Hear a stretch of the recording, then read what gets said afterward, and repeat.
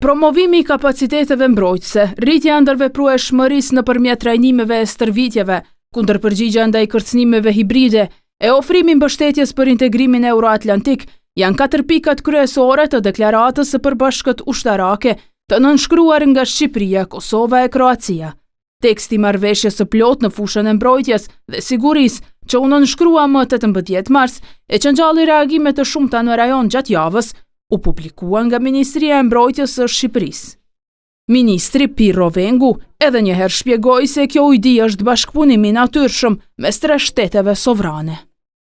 Në historinë e saj Shqipëria nuk ka precedent marrëveshjesh ose traktate të fshehta në dëm të fqinjve, siç e kanë pasur shtetet të tjera. Por rrjedhoi krahas kurreshtjes së ekspertëve të dramave rajonale dhe atyre që mezi presin të gjejnë një vesh për të dëgjuar rënkime, nuk e kemi as pak problem të publikojmë marrëveshjen tripolçe.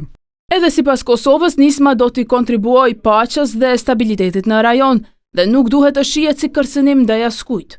Serbia, që ajo e cila ka kritikuar nismën e bashkëpunimit, duke e parë si kërcënim për integritetin territorial të saj, por njohësit e fushës së sigurisë nuk pajtohen.